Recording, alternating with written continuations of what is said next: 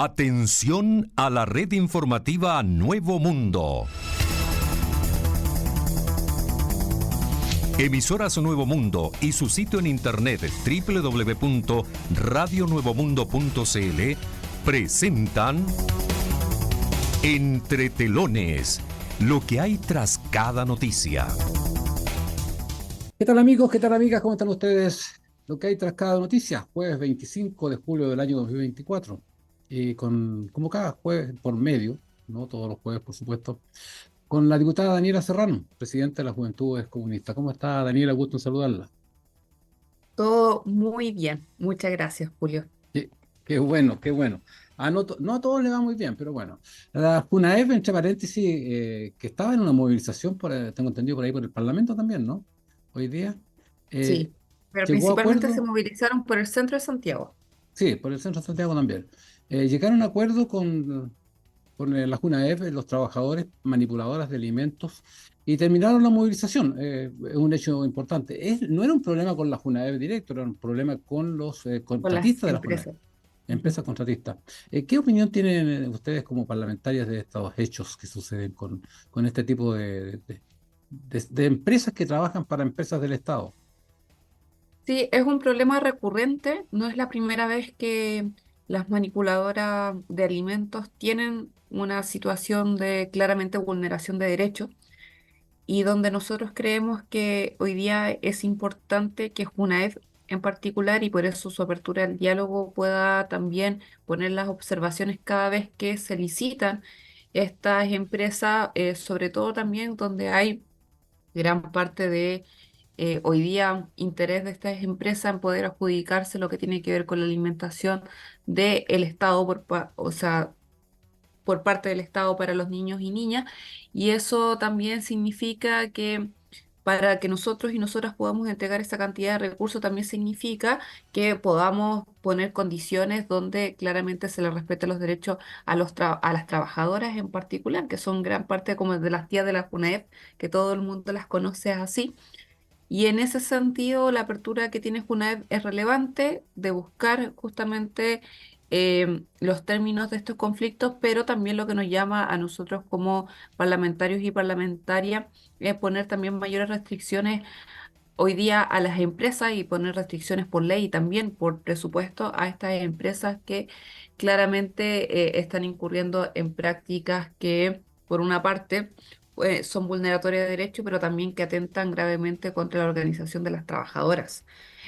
Por tanto, yo Claro. creo que es relevante recalcar que la JUNEP tiene una apertura al diálogo, sin embargo, acá para poder garantizar de mejor forma que se cumplan los derechos de las trabajadoras, el Congreso Nacional también tiene una responsabilidad. Y en ese sentido creo que es importante poner ojo cada vez que nosotros y nosotras aprobemos la ley de presupuesto, todo lo que tiene que ver hoy día con lo que significan beneficios estudiantiles. Esto tiene que ver con alimentación, tiene que ver también con los útiles escolares y por tanto el foco esté puesto en que todas estas empresas tienen que cumplir con las observaciones que tiene este mismo proceso, pero también con todo lo que significa poder cumplir también con los derechos adquiridos de aquellas trabajadoras. Lo que hay tras cada noticia, jueves 25 de julio, conversando con la diputada Daniela Serrano, presidenta de la Juventudes Comunistas. Daniela, a propósito de los jóvenes, de los niños, particularmente de los niños, hay preocupaciones en el gobierno y también en el Parlamento respecto a los homicidios de menores de edad. Ha subido exponencialmente desde 2018, hay cifras más o menos concretas. En 2018 se parte teniendo 37 asesinatos de jóvenes, el 2019 45, y así va subiendo paulatinamente hasta llegar ahora en 2023 a 66 asesinatos ya consumados. Entonces, está complicada la situación de la juventud en nuestro país. Ustedes que trabajan con los jóvenes y con la juventud en particular, me imagino que tiene preocupación. Sí, claramente existe una preocupación y eso se ha transmitido en distintas aristas que nosotros trabajamos. Por una parte, en mi labor como parlamentaria, pudimos conversar con la Defensoría de la Niñez, en los cuales también empezamos a analizar esta cifra. Yo creo que la cifra de por sí es alarmante, la concentración también de tipos de delitos violentos como también los homicidios, donde principalmente las infancias y las juventudes son quienes están siendo vulneradas, se concentran también en algunas zonas del país. Por ejemplo, en la región metropolitana, toda la cifra de homicidios que ha ido bajando a nivel nacional, en la región metropolitana esta se mantiene. Incluso si vemos también algunos diagnósticos, podemos ver que hoy día un deficiente control de armas también tiene como consecuencia finalmente el asesinato de niños, niñas y adolescentes. En ese sentido, la Defensoría de la Niñez hace una serie de observaciones, tanto en cómo se ejecutan las políticas públicas, pero también en cómo legisla el Congreso Nacional. Y en eso quedaron de trabajar con nosotros y nosotras en mostrar los estándares en cómo hoy día no estamos dando cobertura a la promoción de derechos e infancias de niños y niñas y adolescentes, y por tanto, cómo nosotros debiésemos tomar todas estas consideraciones cuando se habla de las agendas rápidas de seguridad, por poner un ejemplo, estos llamados fast track, como también en coberturas de lo que significa poder prevenir. En la Comisión de Educación hay una principal preocupación sobre esta situación en específico, que no solo se habla de la violencia estructural como una violencia que viene de fuera de, por ejemplo, las escuelas, que viene de afuera de la escuela y que solo se transmitiría afuera de la escuela. No, la escuela es un reflejo de la sociedad y por tanto también la Comisión de Educación va a tener parte importante en la opinión de este tipo de proyectos. Entonces tenemos los proyectos de seguridad, por una parte, que muchas veces están asociados con subir algunas penas. Sin embargo, cuando no se da una cobertura en la promoción de los derechos e infancias de las adolescencias, finalmente el subir penas no hoy día garantiza o no es sinónimo de dar mejores garantías a la protección de la infancia. Por eso la Defensoría de la Niñez nos hace algunas observaciones de poder trabajar también estas observaciones en conjunto con los parlamentarios y parlamentarias. Y por otra parte también está lo que yo te decía anteriormente, debemos trabajar en las escuelas. Ahora, en otro ámbito, nosotros y nosotras también entendemos, y ahí hay un llamado que hace el Partido Comunista en buscar un acuerdo transversal de la seguridad, donde el foco también esté puesto en lo preventivo, en las políticas públicas y por tanto otros tipos de seguridad que no pasa solo por la seguridad carcelaria, por poner un ejemplo, sino Claro. que también pasa por la seguridad económica. Y en ese sentido, el llamado del Partido Comunista es un llamado amplio que es donde es importante no solo la discusión parlamentaria o la discusión que pueda proponer el gobierno en algunas medidas inmediatas, sino también, por ejemplo, el rol de la Central Unitaria de Trabajadores, el rol de las organizaciones vivas, de la Federación de Estudiantes. O sea, cuando estamos hablando de la vulneración de los derechos de los niños, niñas y adolescentes, las federaciones de estudiantes, los centros de estudiantes tienen algo que decir. O por ejemplo, cuando hablamos de la crisis de seguridad en general, no es que la crisis de la seguridad aborde a cualquier persona o una persona que no tiene una identidad en tema del trabajo o de su aporte productivo, no. Principalmente los temas de seguridad están específicamente dirigidos a aquel trabajador y trabajadora que por levantarse temprano, por no tener acceso, por ejemplo, a un buen transporte público, tiene que levantarse más temprano de lo habitual y por tanto, claramente eso tiene relación, por ejemplo, con los delitos que actualmente existen. Entonces, este llamado amplio nos hace que las organizaciones vivas, en el caso de la juventud que yo lidero, las juventudes comunistas, también tengamos propuestas. Y en eso también estamos trabajando como juventudes comunistas. Por ejemplo, observaciones que hay para abordar temas de violencia en las escuelas está el llamado de aula segura, en particular, donde es una ley aprobada en el gobierno de Sebastián Piñera, donde se saca a los estudiantes, se les da claramente esa potestad a los directores, sin embargo, no resuelve el problema de raíz.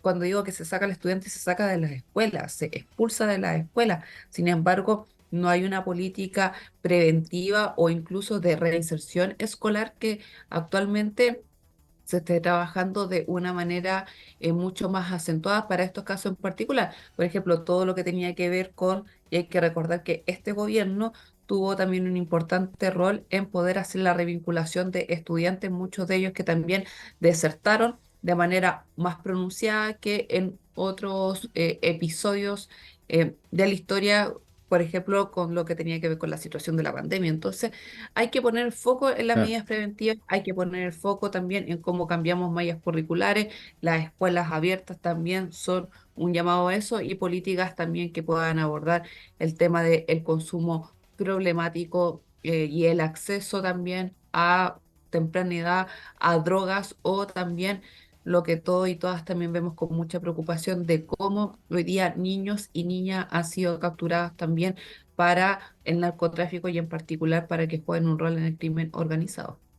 Así es, conversando con la diputada Daniela Serrano, presidenta de la Juventud Comunista, en lo que hay cada noticia, jueves 25 de julio.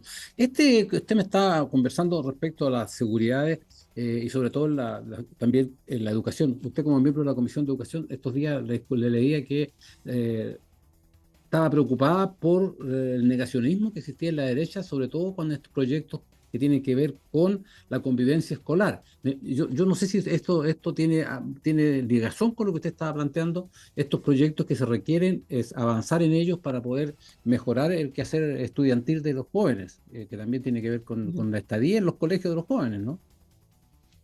Sí, lo que yo hablé específicamente en la comisión tenía que ver con el obstruccionismo.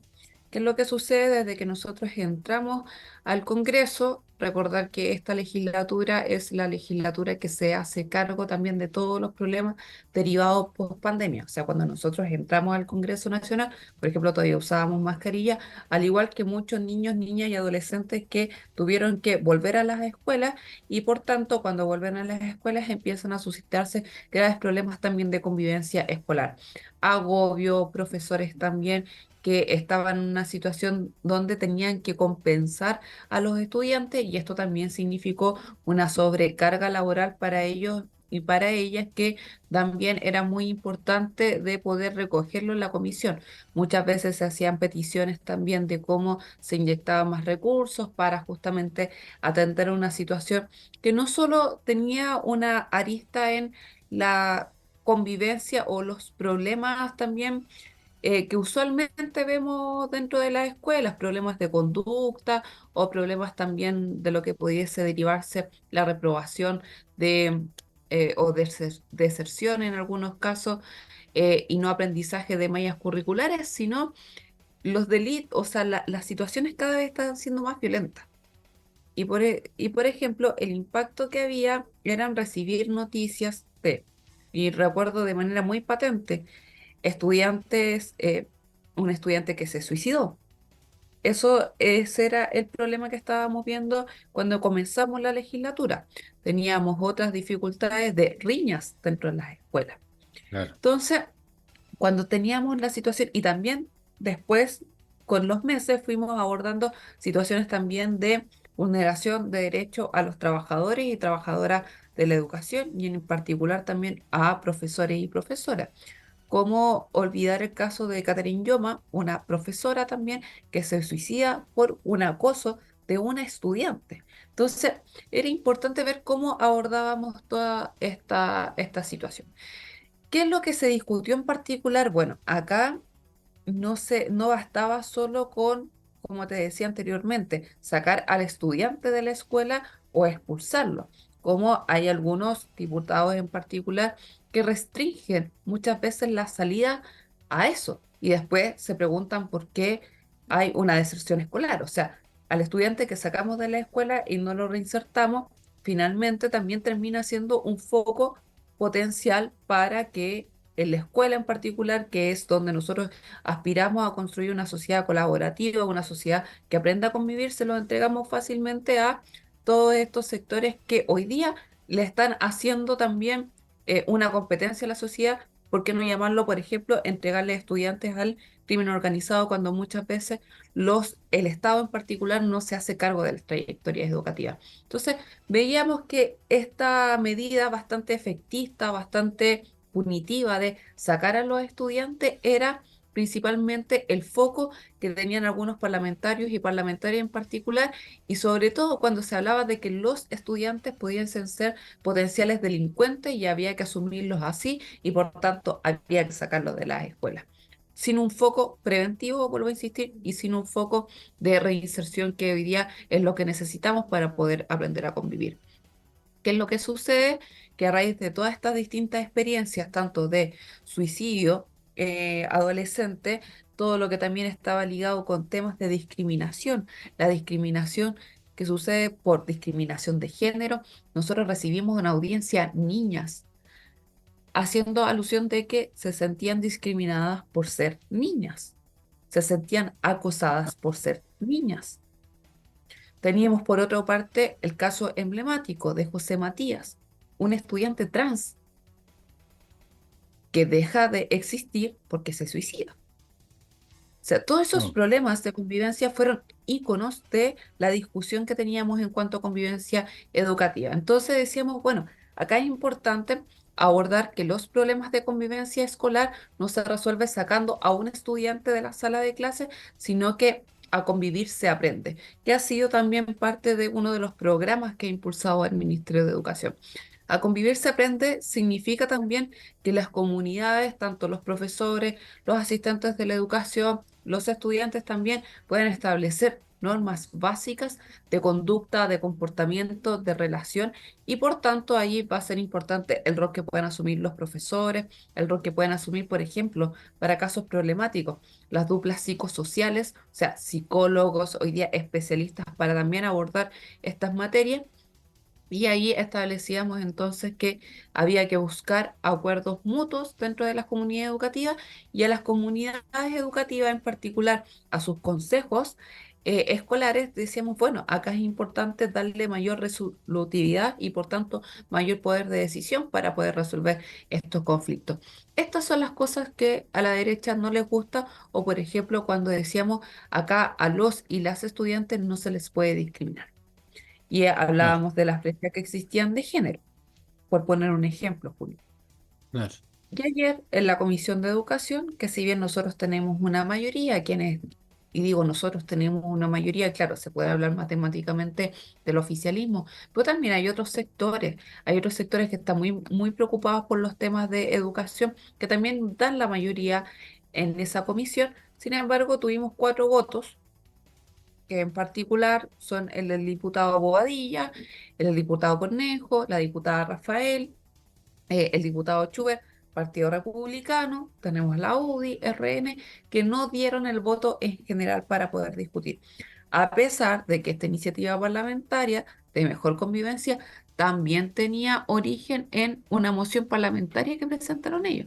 Pero como no les gustó cómo estaba escrito el proyecto, Sí. acusaron que el Ejecutivo tenía que retirar el proyecto y volver a ingresarlo bajo las condiciones que ellos creían. Pero cuando desconocen que es también función de los parlamentarios, cuando no nos gusta un proyecto, dan la discusión y por tanto proponen una reacción. Ni siquiera estuvieron accesibles a aquello. Ayer rechazaron, sin embargo, nuestros votos fueron mayoritarios, pero no está de más, Julio, decir que cada vez que se llenan la boca hablando de seguridad, cada vez que hacen gárgaras hablando contra el gobierno por temas de seguridad, ellos le habían dado vuelta a la espalda a las escuelas de Chile, entendiendo que las escuelas de Chile tienen un rol fundamental para abordar hoy día problemas que estamos viviendo, como son una crisis de seguridad o por tanto también la proliferación de otro tipo de crimen, un crimen más violento como es el crimen organizado. Así es, conversamos con Daniela Serrano, presidenta de la Juventud Comunista, la diputada Daniela Serrano. Eh, el gobierno confirmó, Daniela, el veto sustitutivo para la ley de votaciones, en el sentido de obligar a que todos voten y en alguna medida a todos se les multa. Porque la derecha estaba muy preocupada porque no se le iba a multar a los extranjeros que pueden votar en Chile. Entonces, bueno, parece que el gobierno se ve obligado y va a hacer un voto sustitutivo que incluya todo esto, incluya, qué sé yo, los 2 días de votación, que incluya las multas correspondientes para todos los que tengan derecho a voto. ¿Qué le parece este hecho? El veto sustitutivo tiene dos componentes, uno que tiene que ver con reponer las multas para los extranjeros que tengan derecho a voto y por otra parte también no retroceder en términos de un derecho adquirido para los trabajadores del comercio, que lo habíamos hablado en ocasión anterior. Claro, ¿Lo recuerdo? Cuando sí, habíamos dicho que se había ingresado una modificación permanente al Código del Trabajo que retrocedió los derechos adquiridos que tenían los trabajadores del comercio justamente para ir a votar. Ya correcto. en ese sentido, lo que hay, Julio, independiente de todas las observaciones o incluso también algunas aprensiones que se tengan con el voto de extranjeros, yo creo que hay que discutir. Hay que discutir en una discusión mucho más de fondo sobre los votos de los extranjeros en Chile, porque la situación migratoria es real, de hecho lo hemos estado abordando por otras materias, Claro. y donde también nosotros tenemos que discutir, bueno, cuáles son los límites o cuáles son los derechos que se le otorgan a los y las migrantes.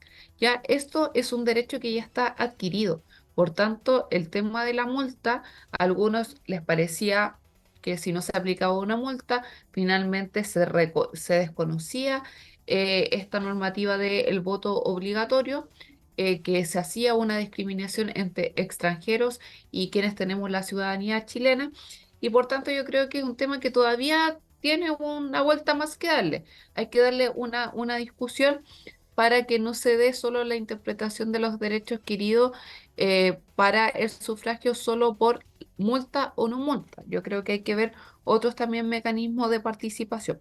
Sin embargo, yo creo que ahí principalmente se ha puesto un manto que yo también llamo a que lo podamos reflexionar un poco, porque muchos asocian de que este voto obligatorio o obligar al extranjero en particular a votar sería un voto en beneficio de la derecha.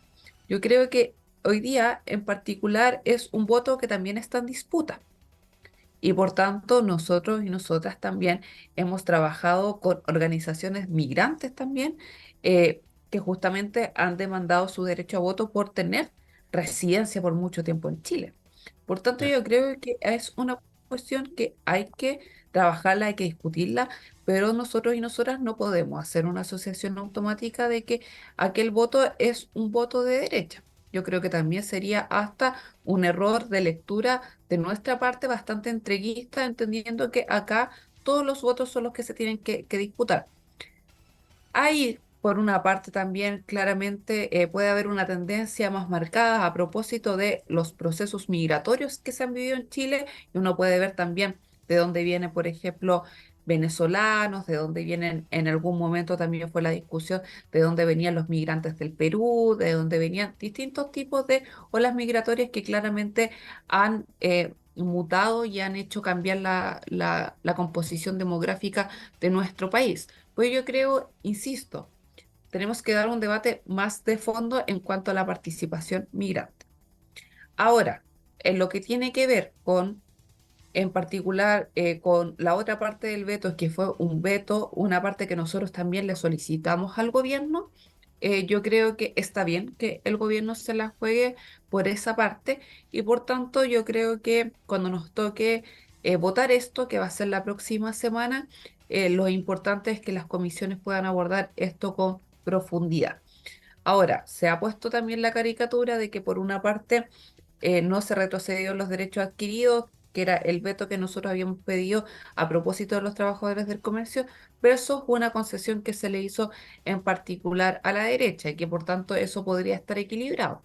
Yo creo que esto todavía merece una discusión, es un veto del presidente de la República, nosotros no lo conocemos en detalle, pero la opinión que entregará la bancada, me imagino también va a ser una opinión bastante unitaria y que también vaya en coherencia a lo que hemos solicitado anteriormente, que era nuestra preocupación justamente por el derecho de los trabajadores. Insisto en el tema del voto para extranjeros, hay que tener una discusión mucho más profunda, pero yo haría un llamado también. Hoy día nosotros y nosotras no podemos asociar a que esa población migrante, esa votación extranjera, es un voto que es de la derecha. Yo creo que eso también es negarnos a una disputa. Claramente hay contextos, hay campañas que se han hecho, sin embargo, yo creo que nuestra capacidad transformadora también está en cómo hoy día nosotros y nosotras disputamos aquella votación. Diputada, yo sé que le queda poco tiempo, pero no le quiero dejar de preguntar porque usted comenzó esta semana un ciclo de audiencias comunitarias. ¿En qué consisten esas audiencias comunitarias? Conversar con los vecinos, con los votantes de su distrito es bastante grande, entre paréntesis, ¿no? Como para Sí, alcanzar todas las metas que usted a lo mejor se me voy a propone, volver loca entre tanta audiencia comunitaria. No, pero es bien, bien sencillo, Julio. Sucede que acá es importante el trabajo en equipo y muchas veces esto se ve muy fragmentado o vamos de acoteo por junta de vecinos, por junta de vecinos. Yo creo que acá es optimizar un poco más el tiempo, también las capacidades que tengamos nosotros. Entonces, la idea de las audiencias comunitarias es en alguna junta de vecinos determinada o en alguna comuna específica, depende del carácter que tenga cada audiencia, es ir escuchando las problemáticas de los vecinos. Y en eso, nosotros también, como trabajamos en equipo, yo tengo prerrogativas de parlamentaria y por tanto tengo Claro. atribuciones de parlamentaria, puedo fiscalizar, puedo también comprometer oficios, puedo también hacer gestiones políticas de preguntarle a los alcaldes en qué van distintos tipos de políticas comunales. Sin embargo, en eso también nosotros trabajamos con nuestros concejales y los concejales también, por ejemplo, pueden hacer una fiscalización. No es que yo no pueda hacerla sobre las municipalidades, pero ellos son los que viven el día a día, los concejales, sobre cómo se puede hoy día destinar mejores ayudas sociales por parte de un municipio o cómo también se pueden resolver temas que son un poquito más domésticos y que responden a el gobierno comunal. Eso es lo que nosotros estamos trabajando y por tanto también hacer los vínculos con nuestras consejeras regionales también que están dentro del distrito. Así que al menos vivimos nuestra primera experiencia, una experiencia también muy demandante. Hay muchas necesidades que no tan solo cubrir, sino que hay que buscarle solución permanente. No solo en el caso en particular de una ayuda social de determinado también municipio, sino también hoy día, por ejemplo, queda más patente que nunca. Todos los requerimientos sobre ayudas sociales están ligados justamente a que no tenemos mejores pensiones. Y eso también Claro. es parte del debate. Entonces, todo este vínculo también, claro, reafirma mucho las convicciones y reformas estructurales que debemos hacer como parlamentarios y parlamentarias que debe hacer este gobierno y que vamos a tener que pelearla contra viento y marea, pero contra el viento y marea de aquellos que se niegan a hacer los cambios, no contra las personas que en particular están también con mayores necesidades justamente porque hoy día, por ejemplo, todavía no podemos tener una reforma de pensiones. Diputada Daniela Serrano, presidenta Esta de la la Juventud hicimos de en la Villa Comunista. Arcoíris de Puente Alto, así que también mandar mi reconocimiento a la Muy presidenta de la bien. Junta de Vecinos. Muy bien, pues, muy bien.